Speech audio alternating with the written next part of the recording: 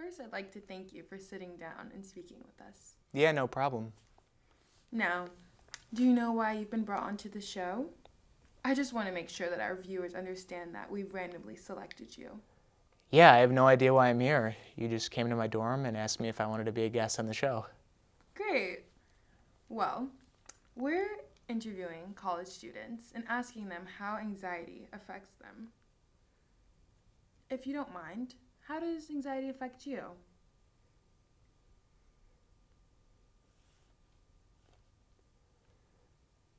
What? How does anxiety affect you? Um, um, yeah, yeah, I guess um, uh, Are you okay with answering the question? yeah, sorry, I just was, thinking about something real quick. To be honest with you, I've struggled with anxiety and depression since I was a young boy. 12, I think. One of my biggest battles has always been knowing who to trust, who to love, who to let into my life. Up till now, even, I've always felt like I was on the sidelines, never feeling that sense of belonging. High school sucked, especially. Maybe I was too different or unique for them. But the awful part is that I usually felt like I was some punchline to a sick joke. To hide one's creativity and identity is a crime in and of itself. And the limitations I brought myself to still hurt me to this day.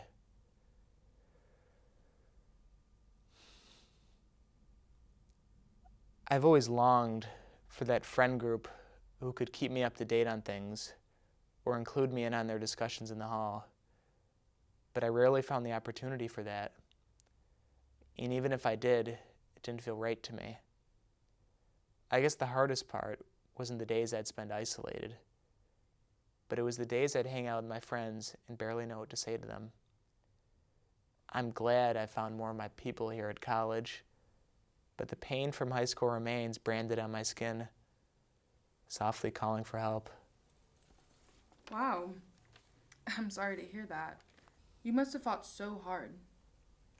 Is the pain still with you?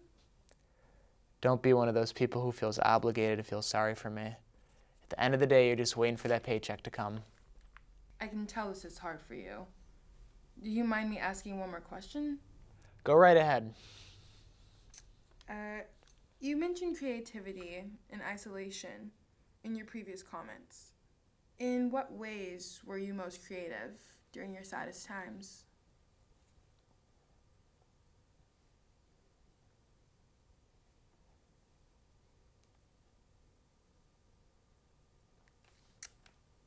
Jack? Yeah, sorry, could you just repeat that again? You mentioned creativity and isolation in your previous comments. In what ways were you most creative during your saddest times? Yeah, when I refer to creativity, I'm talking about me being a filmmaker. When I was like 10 years old, I remember being so impressed by my brother's films that one day I picked up my mom's crappy Kodak camera and started filming. And this, I guess, was the turning point, the moment where I saw my sense of purpose, an object that I could feel intimacy with. It was just truly beautiful. I guess I've always been one with my camera, using it as a way of therapy when I had trouble expressing myself. This may sound crazy, but I always feel like my camera listens to me, the people who say they're closest to me or not. One of my biggest pet peeves has been dishonesty and people talking behind your back, which goes against the pretty picture they've desperately tried to display in front of you. And why do people do it? How can someone feel happiness after bashing an innocent person behind their back? And the answer to that, well, I don't know the answer. What I do know is that fuck the people who bring you down in life. Fuck the people who don't respect you for who you really are. That's all I have to say. Well, thank you for sitting down with us. We'll be in touch when the doc is finished. Yeah, just Just one more thing, if that's okay. Yeah, of course.